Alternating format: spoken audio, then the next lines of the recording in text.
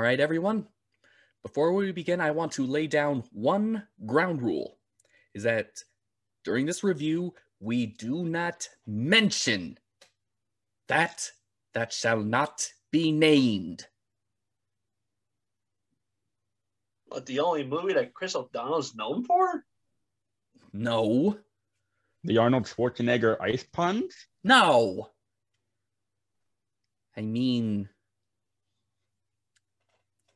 the bad credit card. What did you say? Did I just hear bat credit card?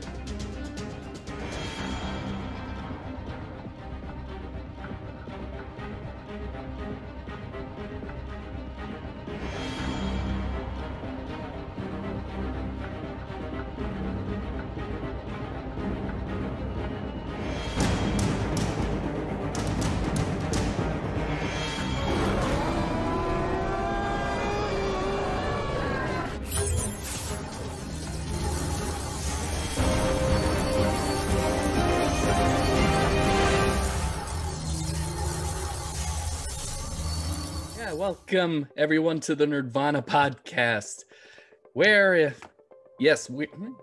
we go through everything geeky and nerdy.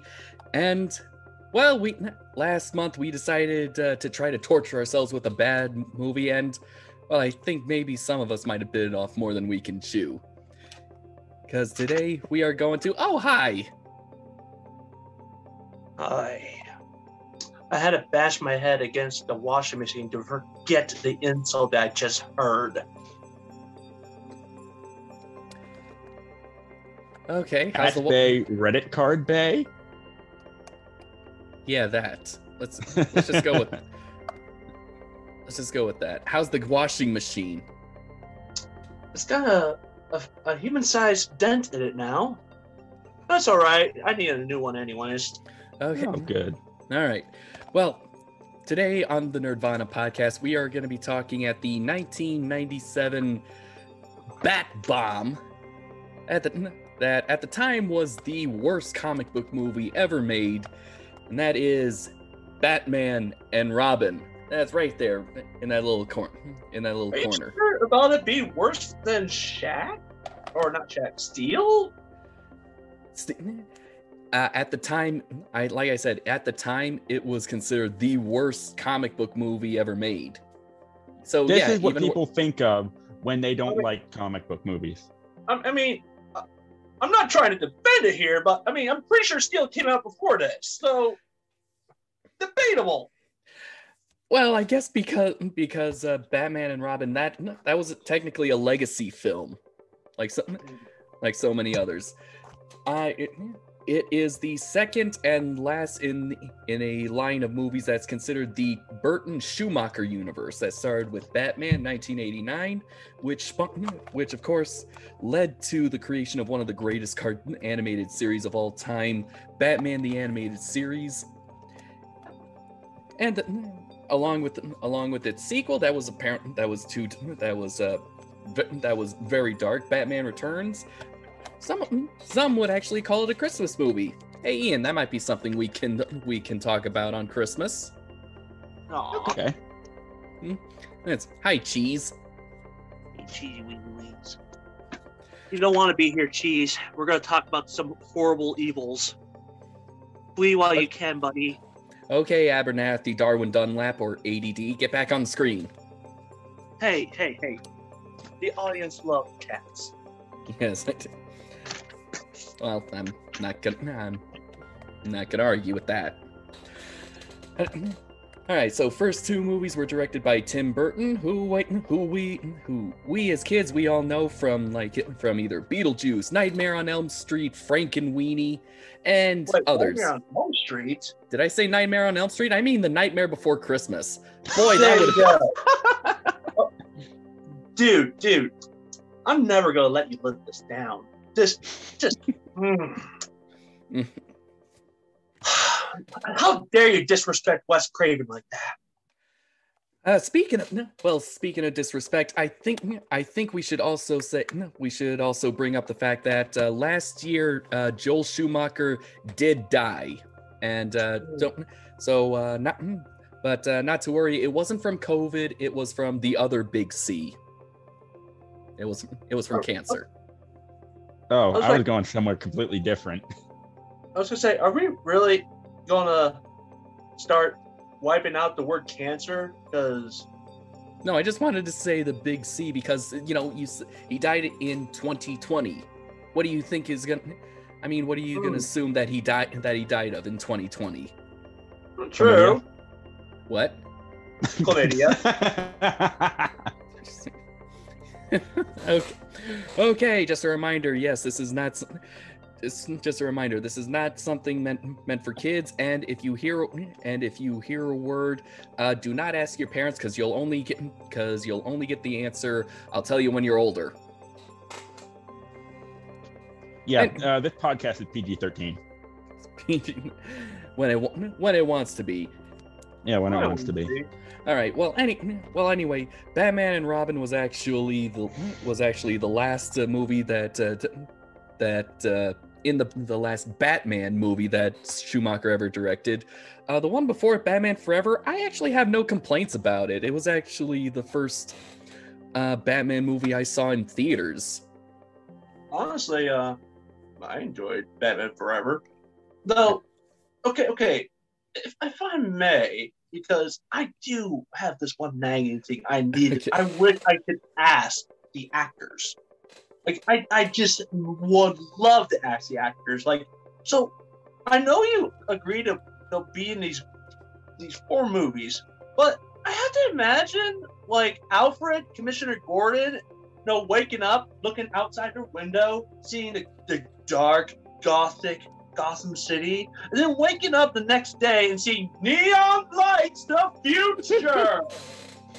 And looking at their Master Bruce, and then see that he's a different Bruce. And they're like, yeah, I'm fine with this.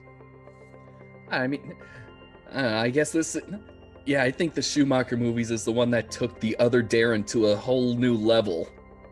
Yeah, I mean, wow, you could argue that apparently Joe Schumacher was doing the multiverse before DC decided to do the multiverse on film. Oh boy, that'd be something. I mean, Tim Burton was at least consistent. He had one Bruce. Joe went through 2. Okay, all right. Let's get back on track. All right. It's pretty easy to tell that Tyler and I we kind of grew up when this came out. So we pretty much saw this when we were kids. Ian, though, since you are the youngest of the group, I was actually more surprised by your message to me on Facebook after you saw it. It was, let's see, I don't know what to say. I assume you had just seen it. Yeah, this was the first time I watched it. I still don't know what to say. It's this is a movie. It's a comic book movie. And I think that's the best way to describe it. This is a movie that feels very comic booky. No. Rephrasing this. It's your typical 90s comic book movie. Okay. All right, so it stars George Clooney. I'm pretty sure just fresh off of his success with ER. Yep. Let's see.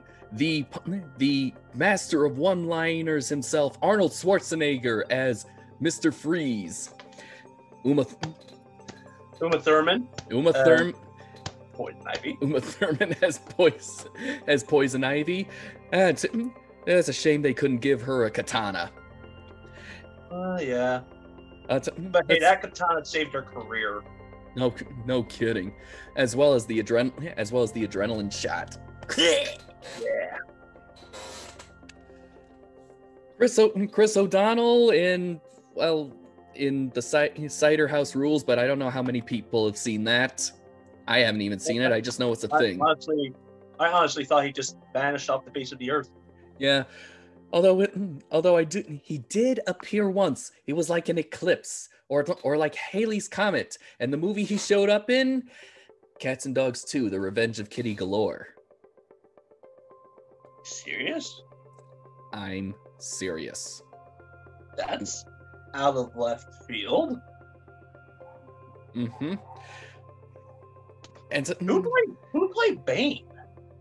Who played? I don't really know. And of course, Alicia Silverstone. I think that's her only acting credential here. No, she was in others, but I think she was in Blast from the Past with another actor who dropped off the face of the earth, Brendan Fraser.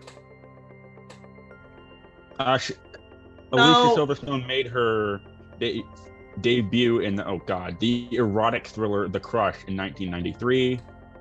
And that's all that's on here. As far as who played Bane, Robert Swenson. Don't recognize him.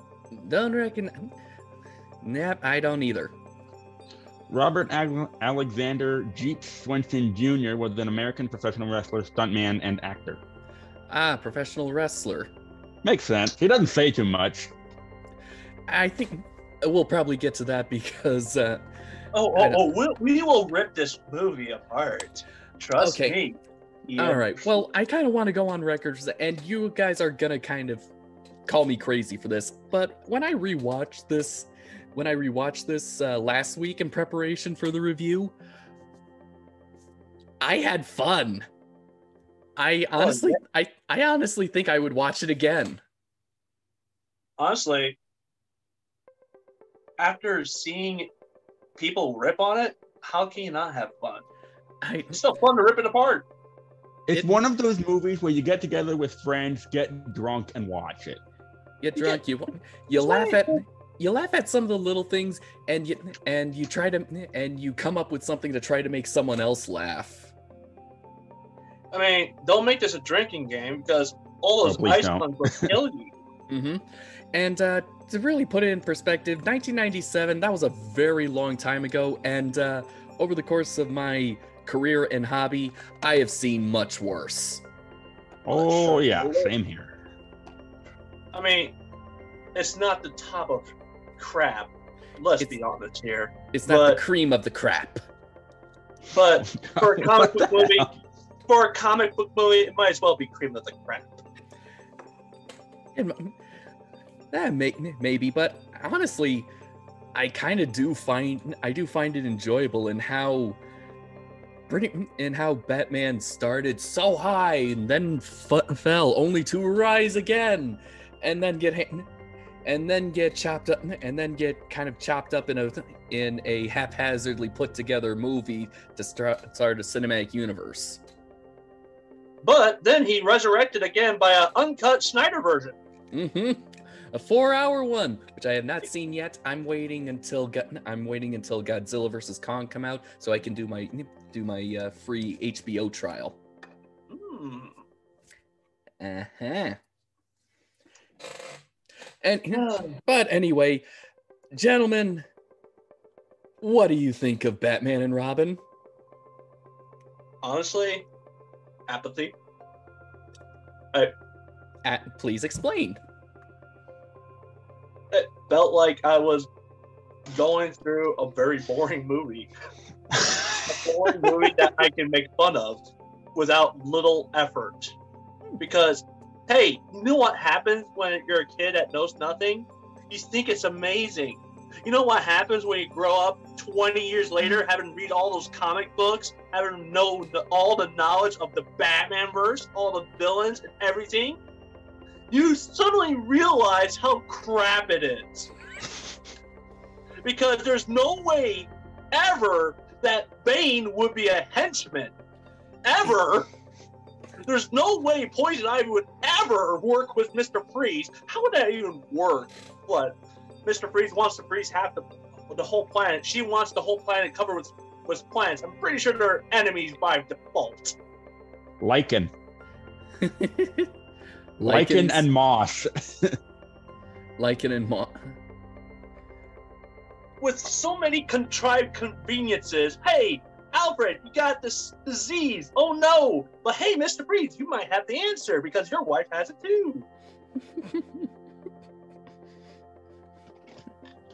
And let's not forget, apparently, was it Rankin Bass has to be in this? Rankin Bass? Oh, right. Yeah, it took me years to figure out, to find out that was what special that was on. And so, watching it again, I couldn't even feel angry. I just felt apathy and just pity. Because I'm like, I'm sure Joe tried his best to make this entertaining for kids, and who knows, this was probably meant for, because he grew up with 60s Batman Adam West, which it does feel like. Oh, absolutely. It does. With all the colors and the campiness and the one-liners. Gee Williker, Batman, what will we do? Chris O'Donnell did not do that well. No. But what can I say? It's interesting. Yeah, well, we'll elaborate on that later. Let's give the floor to Ian on what he thought of it.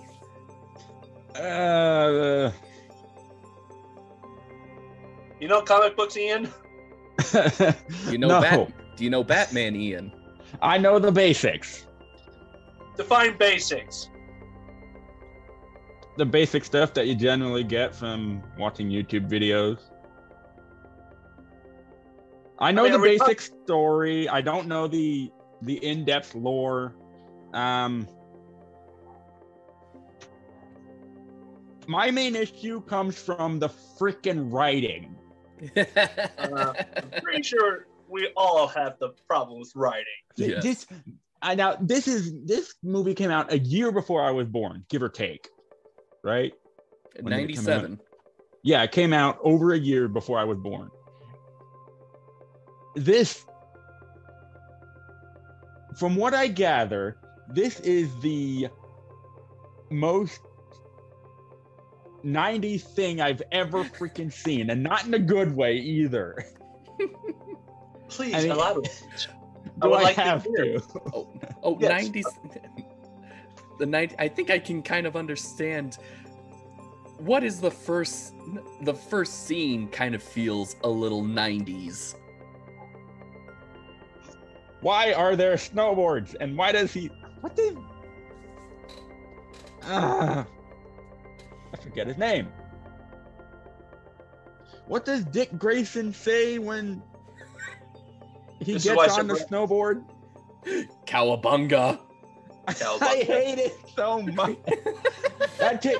Hearing that took me Okay. right to the Ninja Turtles. Hey, as a kid, I thought that was awesome because I was like, turtles!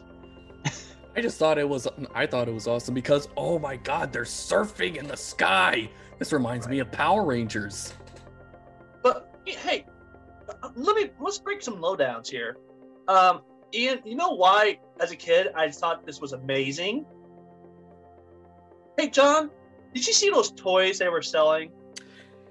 Yeah, brought up the toys. Oh gosh. Brought up the toys. The toys. No, those Batmobiles, those toy action figurines. Yeah, this movie was pretty much nothing more than an overbloated toy commercial. In fact, and this is why we need to give just a little cut Mr. Schumacher, may he rest in peace, just a little bit of slack. Because not only did he kind of apologize to the fans who were disappointed that they didn't get the Batman they wanted, But he also said, let me bring him up. Let's see. Let's see. I felt I disappointed a lot of older fans by being too conscious of the family aspect. Now I owe the hardcore fans the Batman movie they would love me to give them. Well, he pretty much... I know I found it somewhere. I mean, at least Here we go. Here we go. He says that he was under pressure from toy companies and Warner Brothers management to deliver a family-friendly film, and admits he went too far in that direction, but takes full responsibility for the end result, and at one point during the interview flat out apologizes to fans that were disappointed. It's like... Way to own up to your mistakes. Yes. Yeah. Unlike Paul Feig. Remember that, Ian? Or, Disney. Disney. Drives me batty. Oh gosh. Let's not bring puns here, dude. You're gonna summon the Pungent Master. Pungent? Who stinks? Which is another problem with this movie. Puns. I know. Let me. Ian is eager to bring this up. Go ahead, Ian. Oh no. I'm afraid my condition has made me grow cold to your pleas of mercy. You wanna know what sucks? I used that clip in my Ghost Rider review because one of the mooks says the exact same thing, and when I saw that in the theaters, all I could think about was that. You know what killed the dinosaurs? Oh, the Ice Age! Why does this movie exist? I know why it exists. This is a rhetorical question, but why? Because Warner Brothers was more interested in selling toys. That's not how you do it. Ian, at the time, 7-year-olds like me existed. Mm-hmm. You want to know how transparent the movie is about selling toys? There's literally a line that Poison Ivy says about how a Poison Ivy action figure is not complete unless it's with him, and she means Bane. The movie is just completely unapologetic of what it is trying to be. Don't get me wrong. Batman Forever had a lot of toys. I mean, I saw the Batmobile, the Batboat, the plane, which were freaking awesome. They were freaking awesome. And so were the Batmobile, and so were the Batmobiles, and even the Cycle in this one. But it was only awesome because it was meant to sell toys. Can I just bring up something on that? What? They brought in all these crazy new vehicles and stuff, and they had these weird icicle mobiles for Mr. Freeze and his henchmen. And when I saw that, I'm like, you're going this campy. You couldn't go the extra one step and use snowmobiles. Why? If you're gonna go campy and goofy, go all the way. Because how could snowmobiles run on solid surfaces when there's no snow? You can attach wheels to the bottom, dude. That's a thing. I mean, okay. Let's And the funny thing is that Schumacher, I mean, he's not only a fan of Batman, but he's made great movies before. Yeah. Like St. Elmo's Fire and The Lost Boys. Like the quintessential 80s vampire movie. When it comes question, was this the movie that killed his career? Well, I think it made... No, he still found work. Actually, his last I mean, he would later make the films Phone Booth, Oh yeah, I remember that one. 8mm with Nicolas Cage, Never seen that one. and The Number 23. Okay. Uh-huh. So I wouldn't say his career is over, but let's just say that if there was a name that his name attached to a comic book movie would have the same reaction to when someone sees the words M. Night Shyamalan as a credit. We'll get to that one, viewers. Mm-hmm. We'll get to that one. Much later, though. Hopefully in about 10 years' time, in which case, well, this show will probably be over by then. Oh, 10 years' time, I bet this will be back in action. God, I hope not.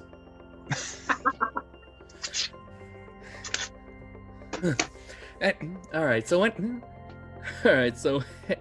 anyway, yeah, the movie is just so over the top. Essentially, the story is we've been going like I don't know how long, and we haven't even gotten to the story.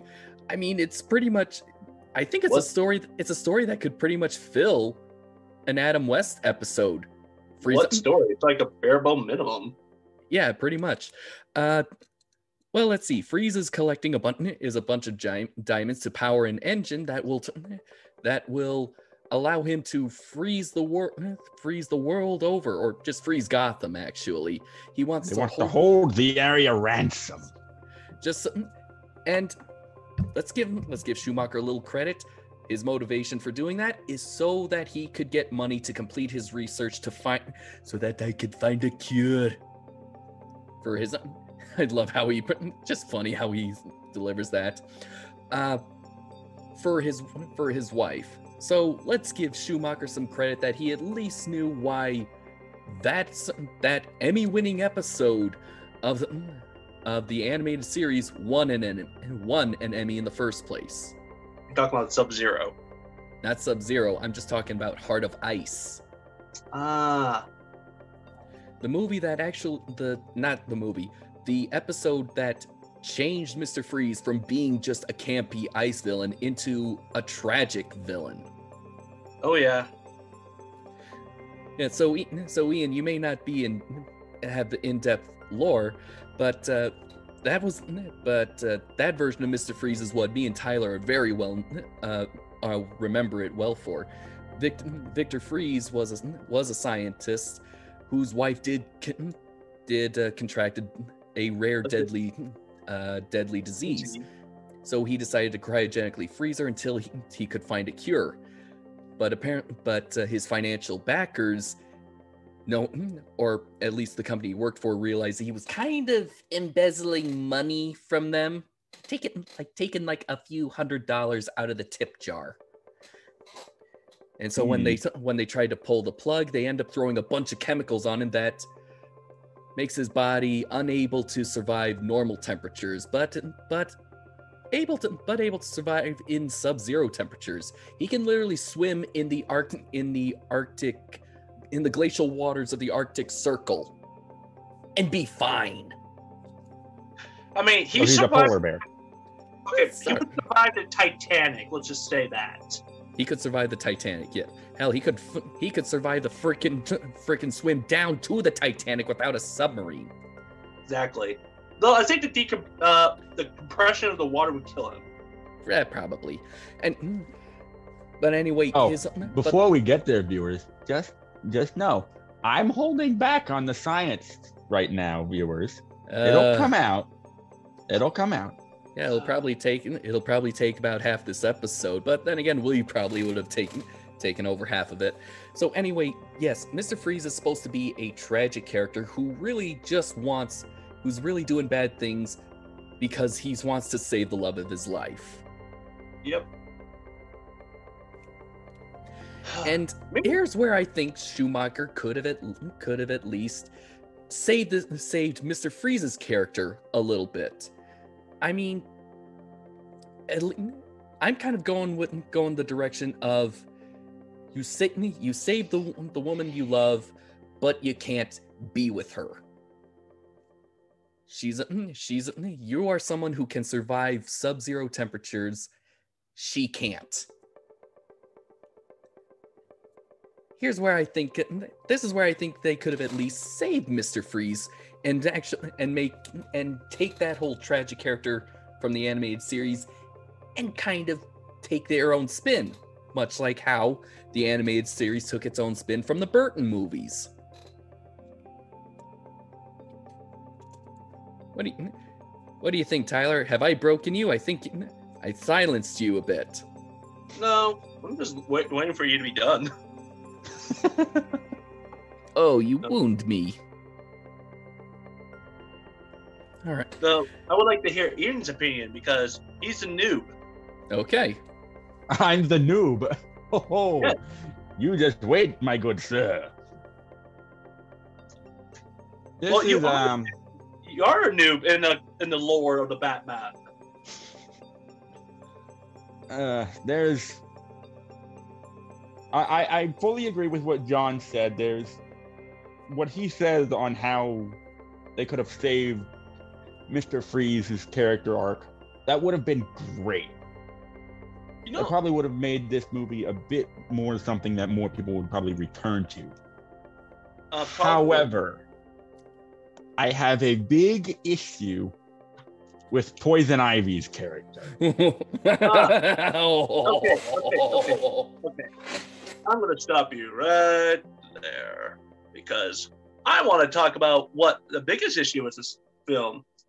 You see, I'm willing to bet if we were to do a pitch meeting, Ryan George, bless you with those movies. I bet if we were to do a pitch meeting, they would say, hey, you know what would make a better Batman movie? Put more villains. But we already had 2 in the last movie. Make it 3. Why 3? Because better plots. Yeah. Bullshit. No. Like, if it would just focus on Mr. Freeze, it would have been a better movie. Agreed. However, I would rather, if I had a choice, how about you guys? If you had a choice between picking who your central antagonist, you can only have 1 out of your 3, Bane, Poison Ivy, and Freeze, who would you pick? Freeze. I don't know. I think because the last movie kind of already took place in winter, having a freeze-based villain would feel a little redundant. So I'd probably go with Poison Ivy, but with much better writing. Yeah. And shit, honestly, it saddens me what they did to. Okay, so the origin story of Poison Ivy's, I don't know, John, was it as consistent with the lore? Depending on what you get. I mean, I remember there was different origins for her. There's different origins. There's one where she's pretty much just is a plant lover. She's human, and there's another where she's actually part plant.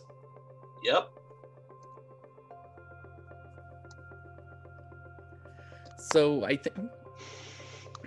So yeah, I think she has about as many. She has as many origins as the Joker. But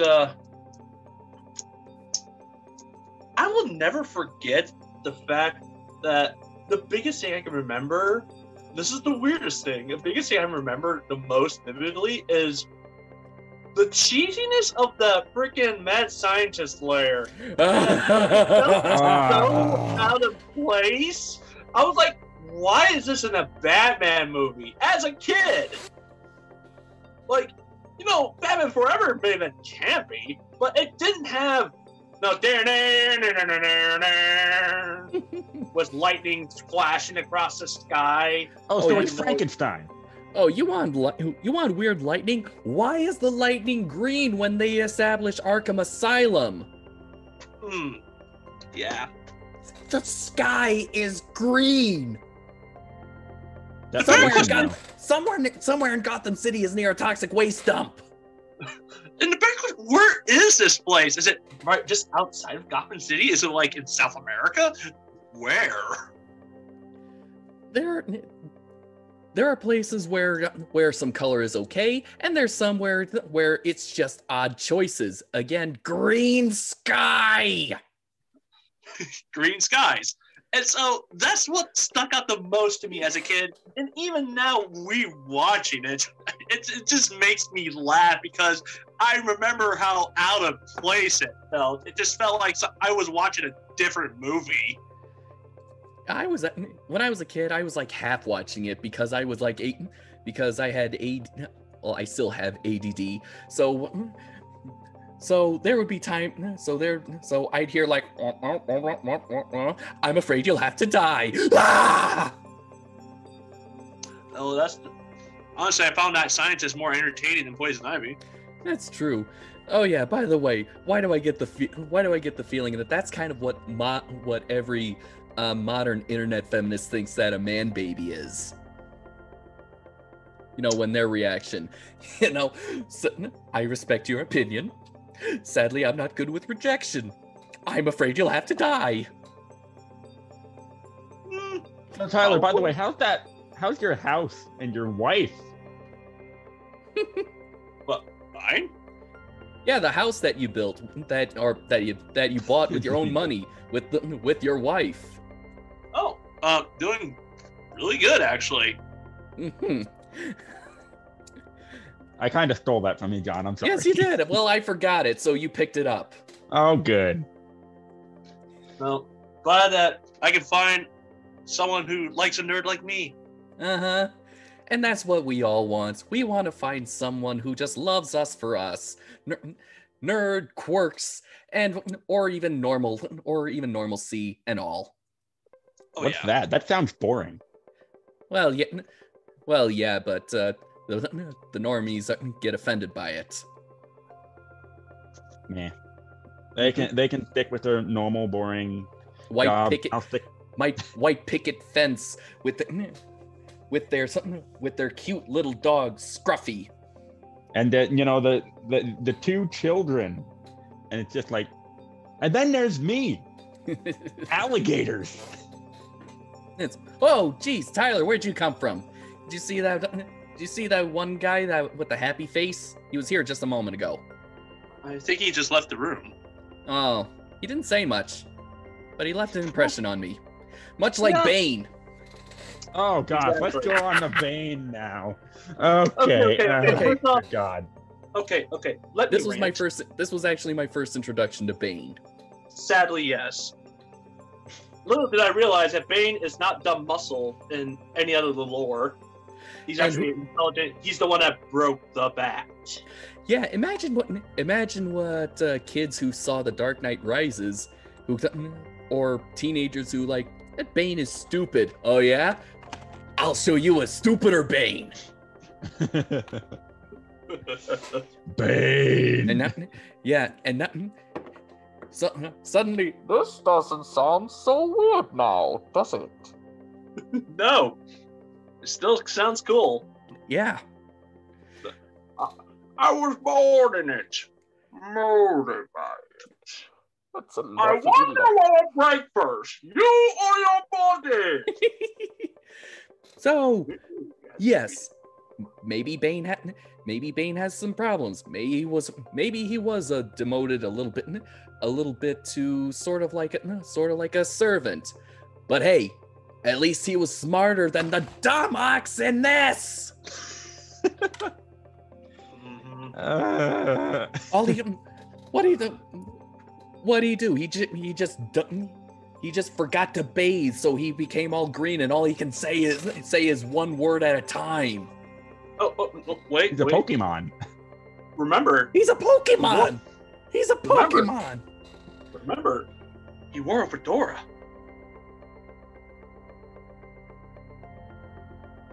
Oh, Remember he wore a fedora. Yeah, imagine how disguising that is. He's wearing his mask with this fedora hat. Oh yeah. Best disguise ever. Okay. Let's see. Yeah, that might work. With a trench coat. Food. Well, hey, it worked for the Ninja Turtles. And hey, he's green. Hey, connections where you can find them. Why do I get the feeling that this movie wasn't just a toy commercial, but it was just a hodgepodge of all the other things that came before it? I mean, come on. Your opening scene is that Batman and Robin, they surf through the sky like in the beginning of Power Rangers. You have a big green guy who's disguised as a fedora and trench coat. And you get of course you get the alien designer for much, or you're inspired by mostly the works of the artists who made the xenomorph in Alien. They were inspired by H.R. Giger? Yes. How? Schumacher was just a fan. For no particular reason. I get that. I'm a fan of his work too, but I saw nothing like, the biomechanical nature of Giger's work. You should look at the Batmobile in Forever. That one's kind of close to it. Now, I do have some things I want to address. Another Which one thing. Is it the one that surprisingly took us this long to get to? You mean Alfred? Oh, Alfred? Oh, I thought we were talking about the other things. Like the I mean, okay, first off, that's a long list, and that's like a rabbit hole we'll have to go down. This review's gonna be freaking 4 hours long. You might have to turn this into a two-parter. Whatever, dude. But consider this. Alfred, why did you bring your niece involved into this? Better question is, why'd you make your password so easy? I thought you were smarter than this. Alfred, did you plan on your niece becoming Batgirl? Probably. Apparently. Yeah, probably. And also, it's not like he's using the internet. Yeah. I mean, it's just, Alfred's so weird in this one. Like, can you imagine Michael Caine grooming his niece to become Batgirl? Predicting like, hey, I don't want you to fight crime, but if you do, here's where you can find your suit. Oh, and wait a minute. You want to know that's all that came about because apparently he was trying to find his brother Wilfred. Get it? Alfred Wilfred. Because for what reasons? Not explained, but I guess it's because he knew he was dying and so he needed someone to take care of Bruce or to watch over Wayne Manor when he's gone. Gotta keep it in the family. Yeah. But again, this is something that's just not brought up, probably because they were saving it for the next movie. That didn't happen. It just became Batman Begins. And yes, Scarecrow was actually supposed to be the next villain. Happy they kept with that for a bit begin. Mm-hmm. Well, that seems to be the trend, is that when movies who have a plan that end up getting rebooted, they don't just start from scratch. They say like, okay, let's take the idea that they had for the next movie and let's just use that for this one, but we'll just change it up a bit. You mean Amazing Spider-Man with the Lizard? And Spider-Man Homecoming with the Vulture. Yep.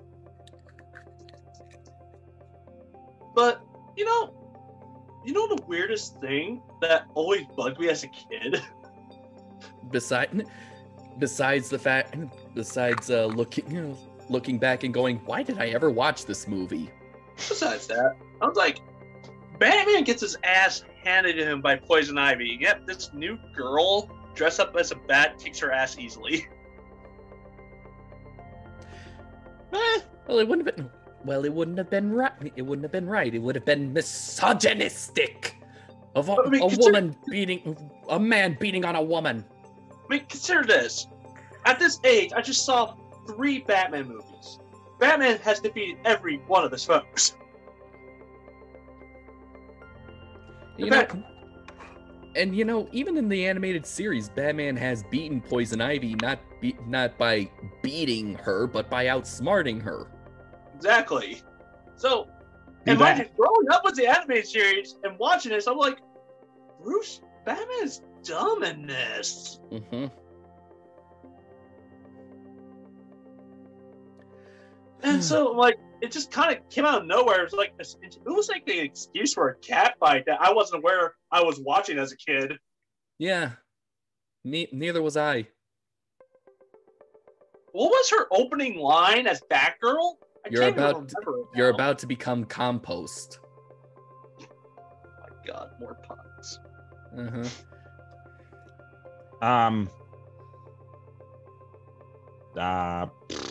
That's the brain short-circuited. That was the best you could come up with? Okay. No, I'm just thinking that.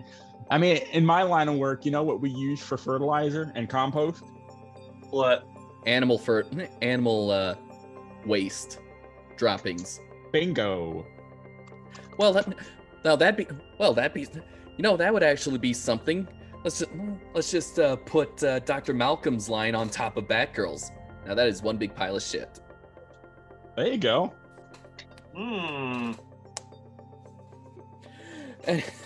So yeah, honestly, I was excited when Batgirl showed up as a kid because, again, the animated series, that was actually the best Batgirl introduction.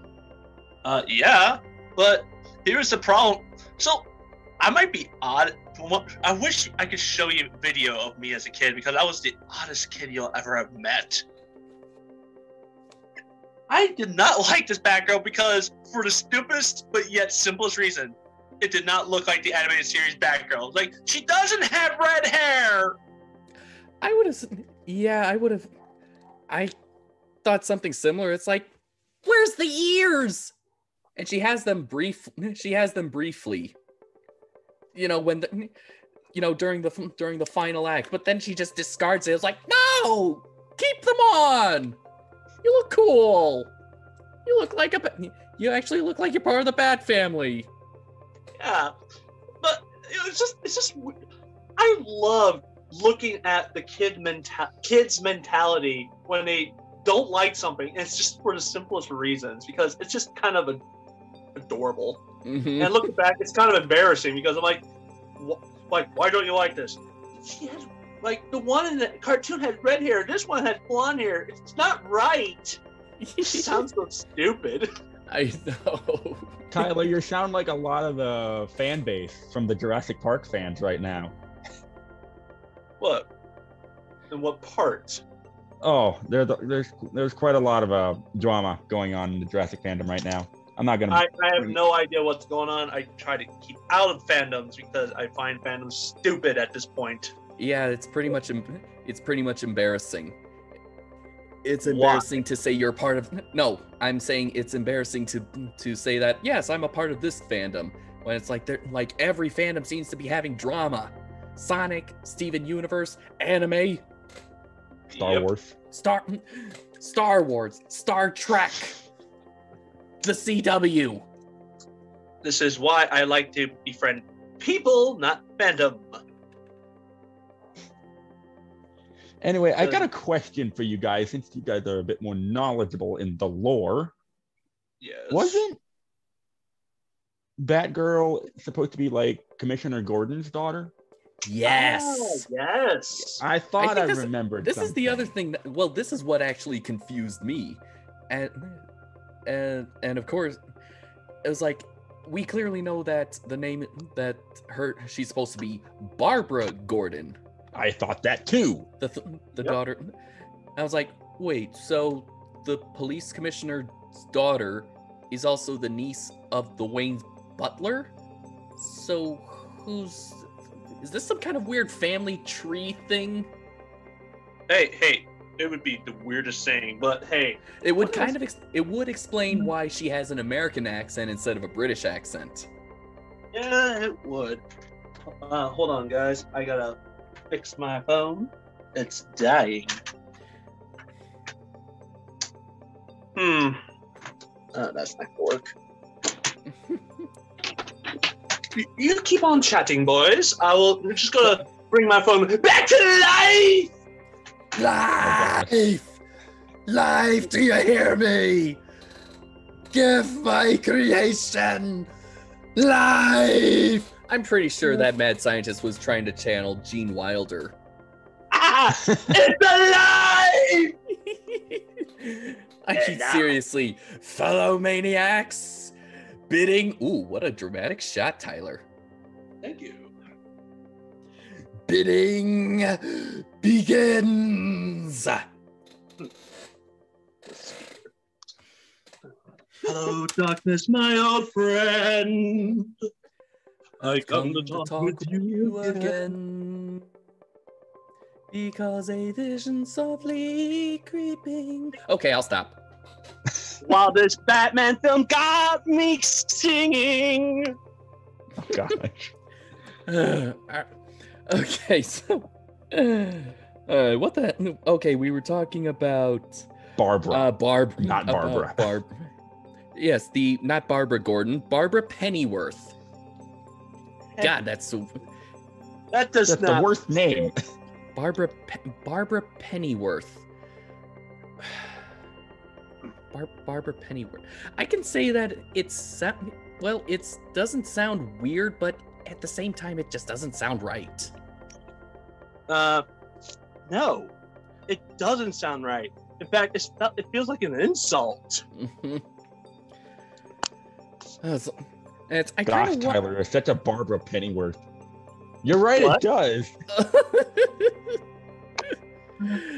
It sounds It's like an she's worth less than a penny.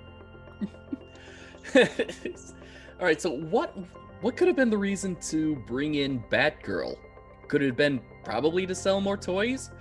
Could it have been diversity and inclusion? I don't know. It's the 90s. No, It was the 90s. Maybe it was trying to do that whole female empowerment thing that's still going on. Okay. I think we're looking a bit too deeply to this because A, it's the 90s, and so no, nothing changed much in the 90s. B, I say it's to sell toys because hey, you get more characters, more toys, more sales. And then again, if you have a girl as a toy, that means that girls will buy the toys. Therefore, more profit. Exactly. Also, Halloween costumes. Girls can dress up as Batgirl. And Poison Ivy. There you go. Although I have to ask, why would you want to dress up as that Poison Ivy? And so, guys, to quote a fellow director, merchandising. Yep, that is pretty much what this whole movie was. And that's merchandising is supposed to be where the real money for the movie is made, except this movie never made any money. Yeah. Okay. Let's critique some other aspects, like the tumultuous partnership between Batman and Robin. Like, I didn't see it. Mm-mm. Wait. You didn't mean that type of partnership. yeah. You just. Oops. Yeah. Wait, I'm lost. What kind of partnership are you talking about? Just them being crime-fighting duos? Yeah, and Robin being a whiny little. He wasn't too whiny, but. I want to fight crime. Nostalgia critic, I curse you. I can never get that voice out of my head now. Mm-hmm. But I don't think there really was much of a character arc. there was never one to begin with. Like, Yeah. Did anybody have a character arc? Okay, first off, Robin acts the same as he does in the freaking Batman Forever. I never saw him change. Mm-hmm. Like, he never had an arc to begin with. That's Other true. than, okay, yes, I know how to defeat a girl by having fake lips. And I'm pretty sure that's because Batman gave him the idea. Yep. I mean, the whole story could have been about the end of the last movie is that they just stopped a duo of villains together for the first time, and they were successful. Now the second one, can you just keep on doing that? No, there's got to be some conflict to it. Why the hell did Poison Ivy have to be that conflict? Yeah. Actually, oh man, I just saw something. You know the worst thing about Poison Ivy? Not even because of her character, but how she got defeated. Kicked into her own plant. I mean, how is that really defeated? How?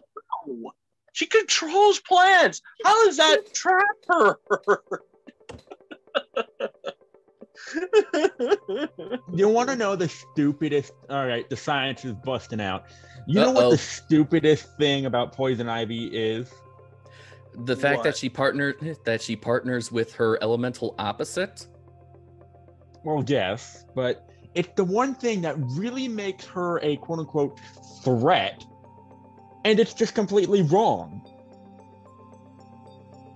Okay, what is it? Pheromones? How does she kill people? Oh, she can transfer poison to her enemies through lip contact. Yes. Yeah, it said in the movie that it was like the venom of some snake or something like that. I don't know if it just said venom. Honestly, when I thought she said venom, I thought she meant that super soldier thing. Yeah. Which adds more to the confusion. Yes. Yeah, but going off of that, if it is, like standard venom that you can get from a snake by milking a snake, her entire way of killing people wouldn't work. Venom is not a poison, it's a protein. You can drink venom just fine and you digest it normally. But she's not injecting venom into their mouth, but it's more of a contact base. Yeah, you can dunk your hand in venom. It's not going to kill you. It only harms when it goes into the bloodstream. Well, she was a character that was created before that science was even known. I don't care. And also, again, back to the anime series, she used pheromones. She didn't really kill people. Well, they tried doing that in this one, and they say they wanted to do a family-friendly thing, right? And then they do this. Oh yeah, and then they kind of do this kind of date auction thing where men pretty much bid on women to just take them out on a date, or whatever else the night has planned for them. And thus, we finally bring in that bloody credit card! Oh, God. I thought we weren't going to mention that. It took us this long to get around to it. We weren't really going to mention it, but the fact that this is supposed to be a family-friendly movie, and they put that in the scene, I mean, yeah, okay. Most kids are pretty much just hyped up on sugar that all they're really just going is, look at all the pretty colors.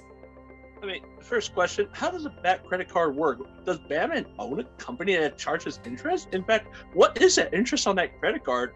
In fact, wouldn't he be able to track who he is based by looking at his credit history?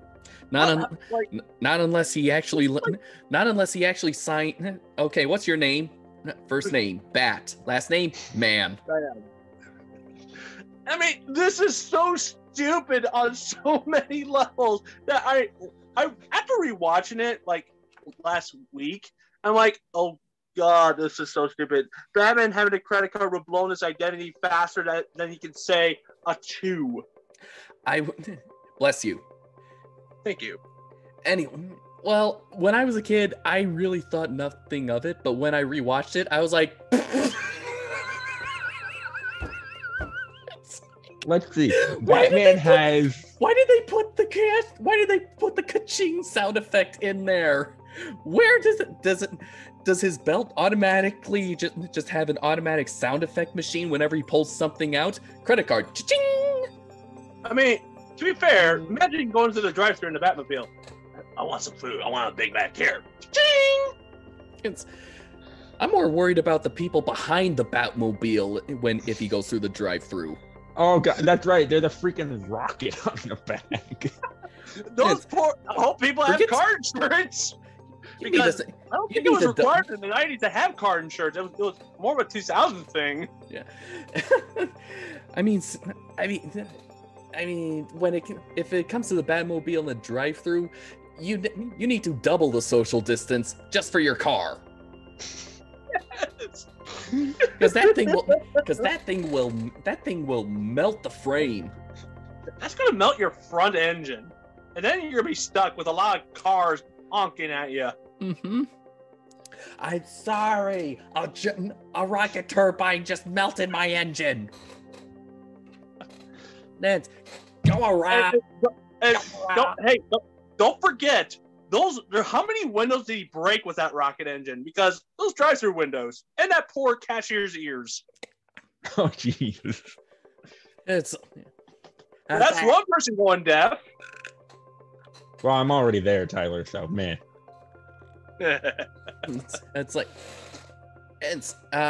Hello, I'm ready to order. What? What? And this is why I love to nitpick this movie, because as stupid and insulting to my lore it is, I can look at it and just nitpick what it does stupidly to apply to logical sense. So it's aliens, Colonial Marines. Yeah.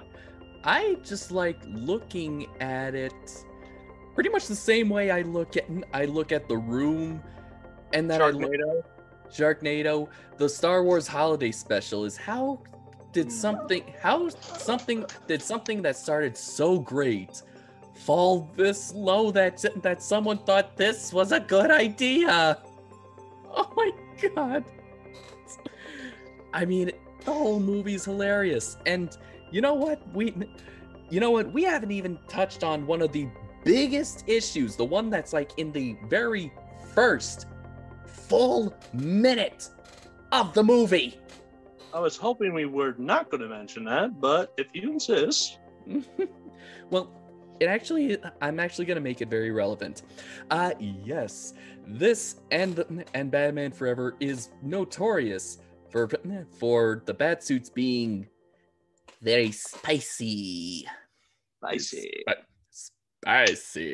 I'm talking. They even reference it in this movie, don't they? Like, didn't Poison Ivy say like, yes, get the girl going when the suits are that anatomically correct? Yes, bat nipples and bat asses, and you know what? When bat butts. Bat butt. Now, I gotta bring up something funny because I noticed this as a kid. Like, why do the Batman and Robin, they have a better shots of nipples and ass, but when it comes to Batwoman, it was like less pronounced. Like, it wasn't sexualized. Oh, it was. I think it was sexy enough when after rewatching it. But this is kind of, and so this we've all heard. Most of us have heard that Schumacher is gay. Yep. Well, I tried finding out. I got no confirmation. No confirmation that he's gay from his Wikipedia, not even from his IMDb page. However, what I do know, he was a very promiscuous bisexual.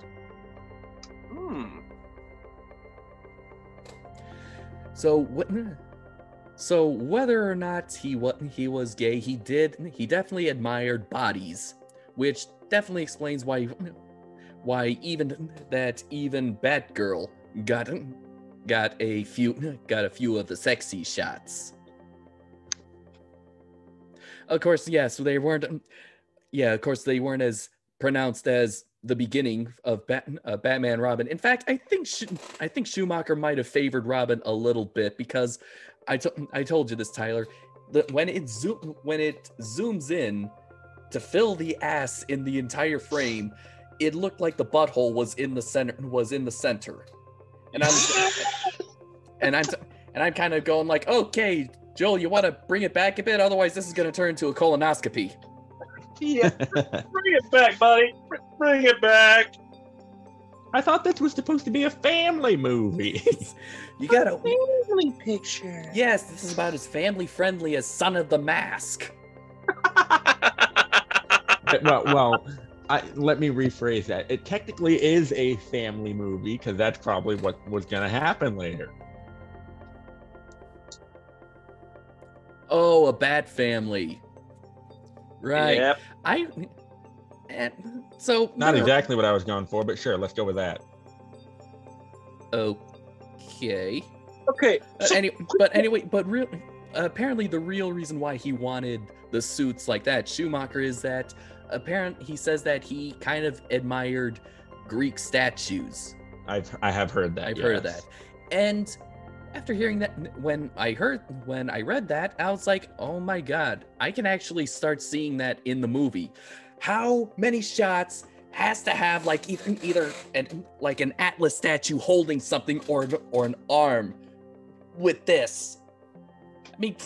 I mean, in the middle of the movie, they're actually driving down the arm and hand of some giant statue. Why are there so many giant statues in Gotham City? That's what I was wondering. Building them all. And one is even close to the street. That looks like a safety hazard right there. I mean, next question is, who's building them? I know. So I think the movie, Schumacher really wanted to have wanted statues that emulated the Greek statues in this movie, and there are a lot of them in there. Not that I'm not faulting him for that. It's just I think you should have at least put them in some place where they wouldn't be in the way. I mean, also the observatory, that is held by the hands. I'm scared of even going up the heights in normal building. You couldn't pay me to go up there if that's what was holding it up. Not even for $1 trillion. Not even for all the money in the world, plus interest. Okay, how about for every movie in existence? No. Are you sure? Every movie in existence plus behind-the-scenes features. Plus all of the lost movies from the 1920s. No. I'm stumped here, Tyler. No. I said no. I will not go in there. I'm not going there because I know the moment that a hurricane gust of wind comes by that, it's gonna blow that thing off. Okay. How about a chance meeting with a resurrected Stan Lee? Drop it, Tyler. I'm just kidding. So yeah, is Schumacher gay? Don't know. Is he bisexual? Definitely. Does he seem to prefer the male body? It definitely does look that way. I mean, even look at Mr. Freeze's suit. Tell me that does not remind you of Giger. Yeah. Granted, yeah. So yeah, this movie was panned back in 1997, but I don't know. This looks like the kind of movie that would have its defenders now. Probably, yeah. If it was released now, there would be rabid fans trying to defend it, and pretty much calling us who say like the writing is stupid as, oh, you are just horrible, phobic and people. You're right. You got me, John. I am bad writing phobic.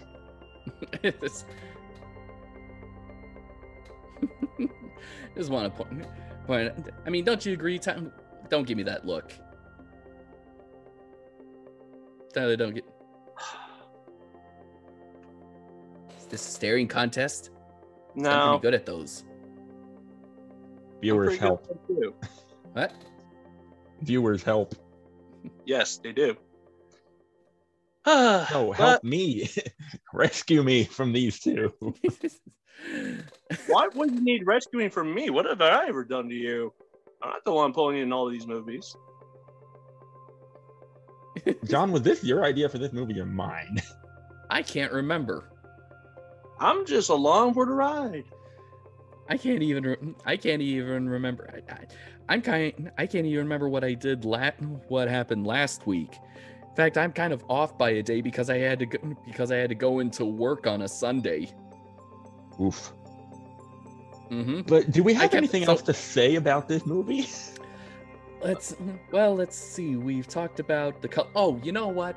I want to talk about the scene that pretty much sets the tone for this movie, and that is the museum scene. You mean diamond hockey? Yes, the diamond. I mean the diamond hockey. I mean just that.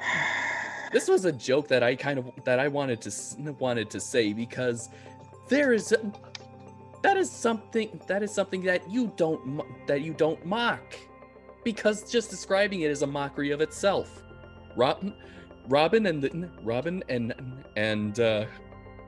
let's see, the ice let's see, skating through a frozen museum, playing hockey with a giant diamond. With Eskimo goons. How do you mock that? It's already a mockery because that sounds more like the punchline to a joke, and the setup is a bat, a bird, and a snowman walk into a museum. Yeah. No, I think I've seen a better joke. It was in Tim Burton's first one when Joker entered a museum. Oh. Yeah, and yes. And when I first before I found out that Schumacher is bisexual, I thought that yes, he was gay, and so what I mean, when you see the Batman and the Robin logo kind of fly in, and then they just kind of fuse into one, and it's like, oh, okay, that kind of takes on a whole new meaning now. Did you just get that? Yes. It's been a long time since I've seen this. Also, to add insult to injury, Freeze deploys a rocket with a single thruster on the back. A very rounded, oblong rocket. I mean, aren't most rockets like that? It went from here to here. From a director who generally standard for rocket takeoff. Yes, but by a director who was rumored to be gay. Okay, I'm gonna make a joke. You might be reading a little too much into this, John. I think so. Especially, I kind of realized I did when I found. I kind of realized that when I found out that really he slept with both men and women. Okay. Let's move on because nothing about I want to discuss about the personal life of the director, just what he has done with the movie. Okay, how about the campiness? I mean, Adam Westville here, because I think we already talked about that. I know it. I mean, yeah, the whole thing just comes across as comic booky. I mean, hell, everyone when they speak, it's always exposition. Freeze even just out loud says what he's going to do. Like, then I will freeze the world into an icy tomb, and then I will pull Batman's heart from his body and feel it freeze in my hands. I was like, a plot point we have not talked about. what? Poison Ivy convinced Freeze that Batman killed his wife. Anyone remember that? I was hoping to forget that. Thank you for bringing it back to the forefront of my memory. You're welcome. Because that was flimsy.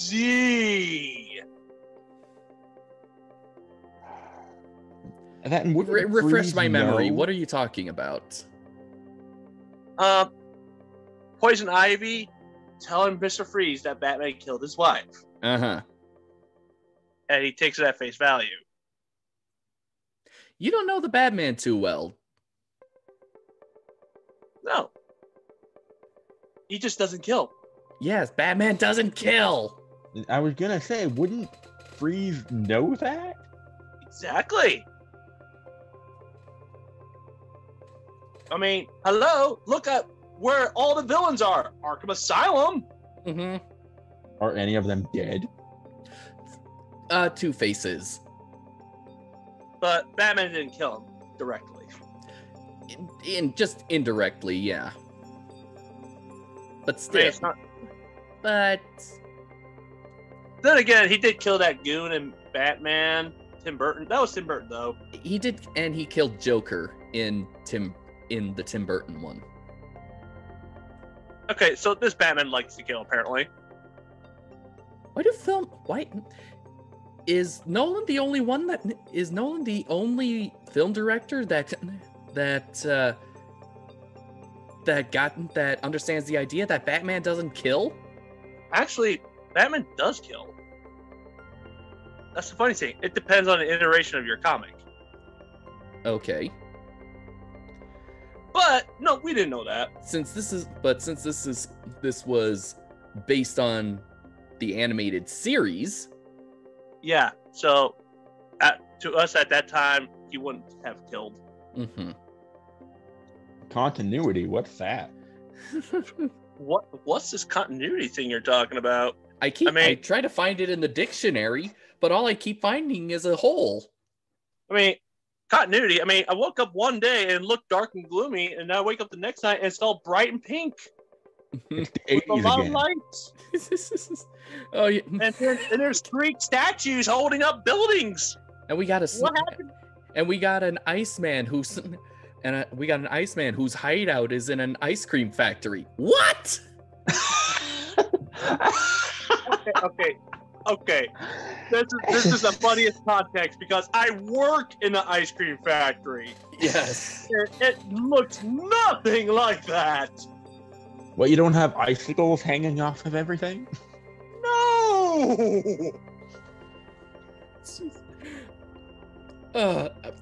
Ian, can you tell me what the scientific basis is for when cold air is suddenly introduced into an area, and then all of a sudden hot air is? Does it really collapse? Does it really make people collapse and cough violently like it did to those bumbling cops? I think I literally heard someone say, "My lungs." I heard my lungs are freezing, but no, that's not at all what happened. It generally tries to reach an equilibrium. Quick question, Ian. When you're frozen rock solid like ice and suddenly rapidly thawed, does that not do any damage to your body whatsoever? Oh, so Frozen? Yeah. Not the movie, just the act. No, that's what I'm referring to. Oh, Like, no. Yeah, that unless you happen to be an earthworm or some other similar organism, if you freeze and are rapidly thawed, you die. Actually, you're already dead. So all those people in Gotham, including the dog that was peeing on the fire hydrant, And should be Robin, dead. and Robin in the beginning. And Robin in the beginning, yeah. You don't have, 11 minutes to, unfreeze someone.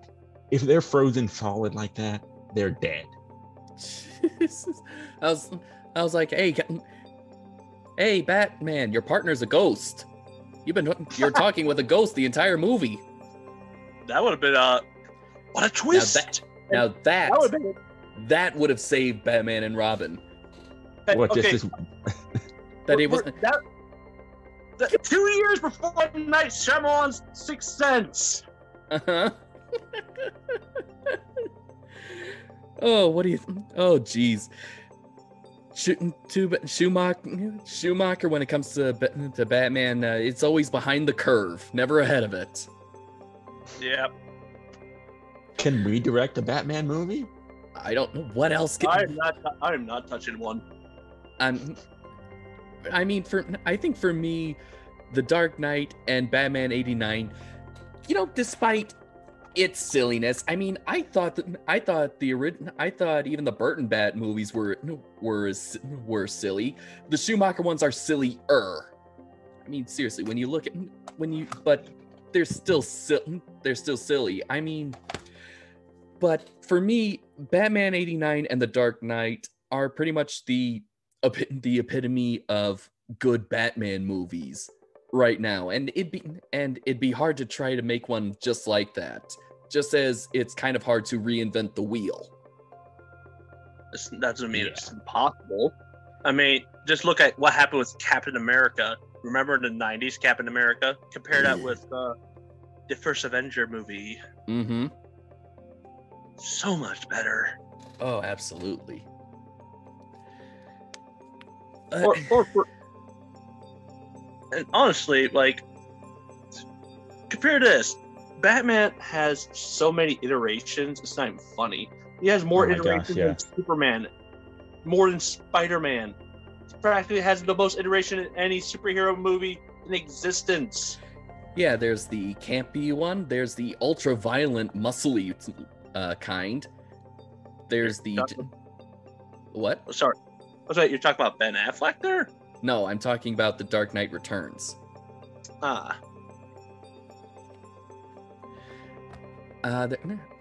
going like comic book wise. There's the dark and the brooding kind.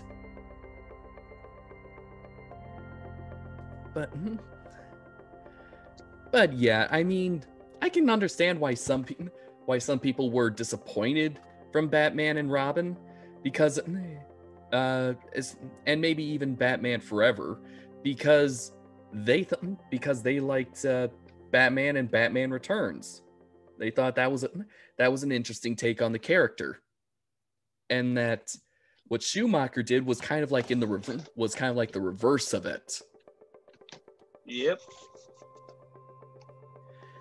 But there are some things in Batman and Robin that I like that I think would have been okay even in any of the other iterations.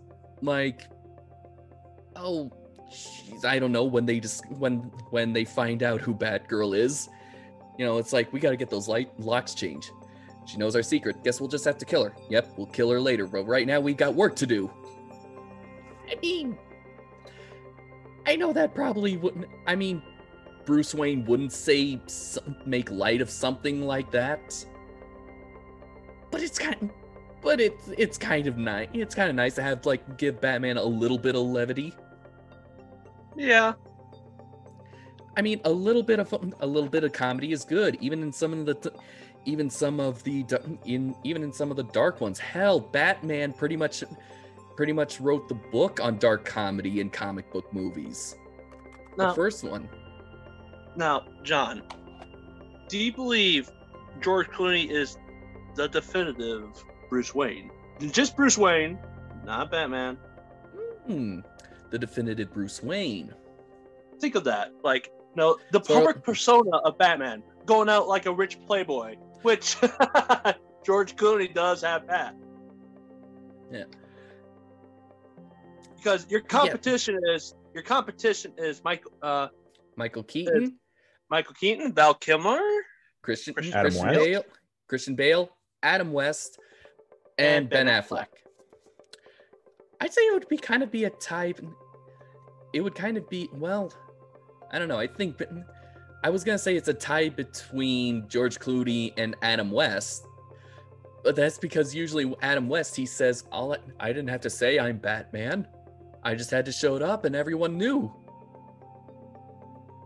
I would have to say it's Ben Affleck and George Clooney. George Clooney, Ben Affleck as Bruce Wayne.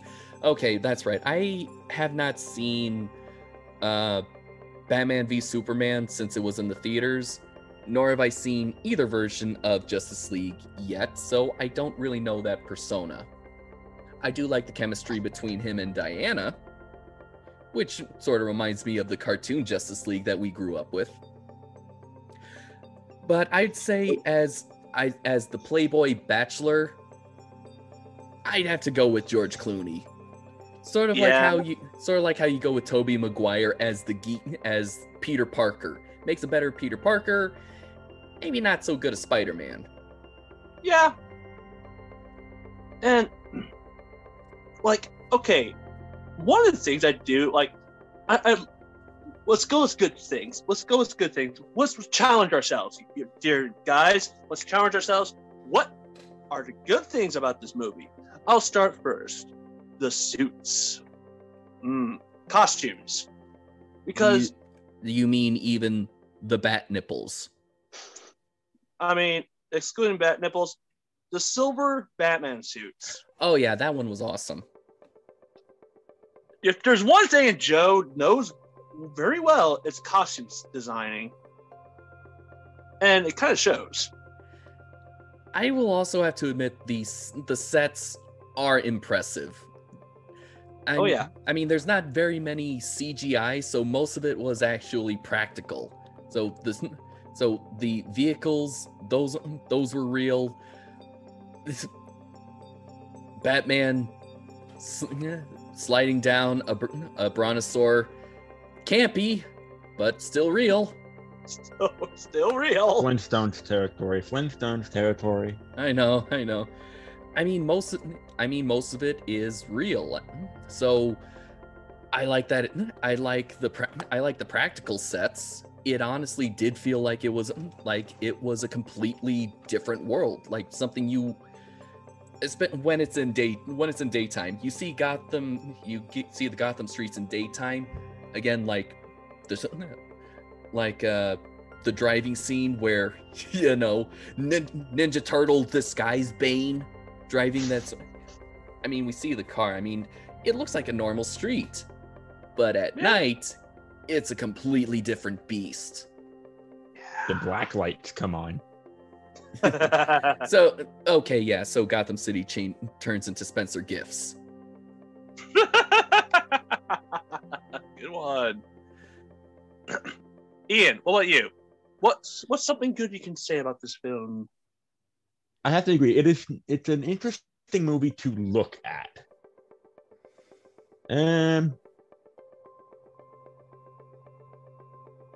Arnold. Just hearing Arnold's voice. Okay. First off, Arnold makes any movie better by default for the most part because he's just funny by default. Yeah. I mean, even though they totally underutilized him in this movie, it's still great to hear his voice. I actually didn't even know he was in this movie until I heard him speak for the first time. I'm like, wait a minute. Is that Arnold? Hold on, John. I do have to ask this because I did hear rumors that Arnold has to take vocal lessons to keep his accent. I would not be surprised by that. I've heard. Oh damn! I'm forgetting his name.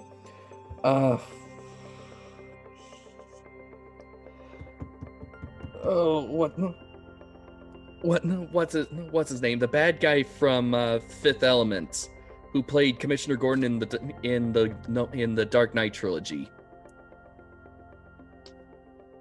Gary Oldman? Gary Oldman, yes, that's his name. God, I can't. How do you forget that? There's so many names I need to remember. All right. Anyway, I heard that Gary Oldman also has to have coaches to remind him what his normal accent is because he's so busy. He playing characters in different accents on a constant basis. So it's weird, but not far-fetched. I'm probably not as much now, since he's not really doing much acting now. Oh yeah, but it's mostly like just to keep his Arnold Schwarzenegger accent. That accent everyone knows him by. Yeah, it's Schwarzenegger. That's the brand name. So can you imagine if he wasn't talking like his usual self, like Arnold as Mr. Freeze, instead of talking like kind of like us guys? Would that make the movie better or worse? I don't know. I just think of, I don't know. I think I don't know. It just reminds me of a clip I saw of Hercules Visits New York, or Hercules in New York, which was Arnold's first movie. You hear him actually speak. He can't act yet. Sadly, he can't act yet. So we had to be dubbed over by someone. It's weird, but then it is weird. Although it's even weirder than the Terminator 3 deleted scene that explains why do the Terminators look like Arnold. And Talk to the hand. And Arnold actually, and the fact that Arnold is actually overdubbed by someone. And yet it sounds a little natural for some reason. But in kind of a reverse thing, one of the characters actually is dubbed over with his voice when they go like, don't really know much about the voice. We could fix it. I'm serious, Ian. YouTube that Terminator 3 deleted scene. I've seen Terminator 3. I've never heard of this deleted scene. I'll find it. It's kind of funny. Also, almost as funny as the fact that yesterday Nostalgia Critic's review of Terminator Salvation comes up, and he plays the clip from Batman and Robin, and I just realized, oh yeah, we got to do that. We're reviewing this now. Yep. Holy crap! We're almost going at 2 hours strong here. Really? We are, aren't we? But I've missed reviewing movies like this where we could actually just get a conversation going. Oh, I know. Funny enough, I'm going off of memory here. You haven't watched it yet? I thought you were doing that. I don't. Dude, I had to use the YouTube version of Nostalgia Critic because I don't have one on Netflix. You could have rented it on YouTube. Dude, I don't want to rent it on YouTube. Why are you renting movies? You steal that shit. Yeah. But why would you steal something that's worthless? Exactly. Why would I want to rent Batman and Robin? Imagine how that looks on my freaking transaction list. Someone at the bank is gonna look at it like, you rented Batman and Robin for $2? This isn't even worth 50 cents. Exactly. Okay. Yes, it's an awful movie, but like I said, I actually enjoyed it. I enjoyed it for how stupid it was. The same way for me, it's a so bad it's good. Sort of like The Room. It's like, oh my god. So Alien Resurrection. Got it. Yes. It is the Alien Resurrection of the Batman lineup. It saddens me that we have to have a version of a Batman movie that's Alien Resurrection.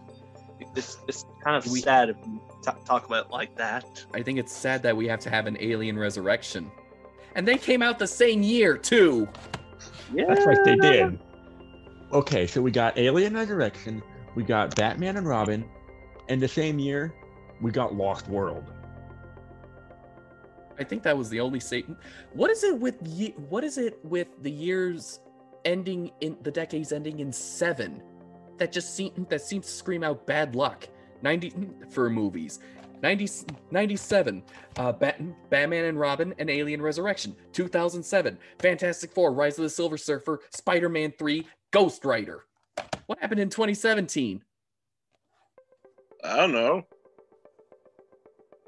I think the only comic book movie that was actually, or fantasy movie sci-fi fantasy movie that was able to escape that was something from the Marvel movies.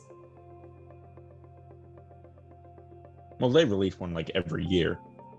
Yeah. But even then they've had a few stinkers. Captain Marvel.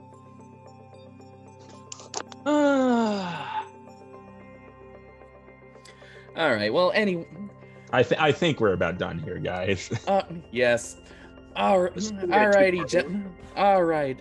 gentlemen. Let's give our ratings out of 10. Batman and Robin.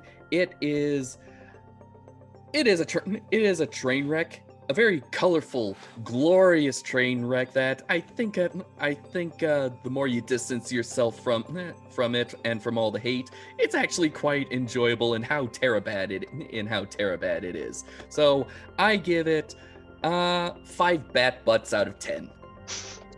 Oh, by the way, John. Yes. To quote Arnold, but what I said earlier, I lied. Yes, I actually did. Unfortunately, read that movie. Hey, the stuff I did for you, man. It's gonna look embarrassing on my resume. I give it 4 bat nipples out of 10.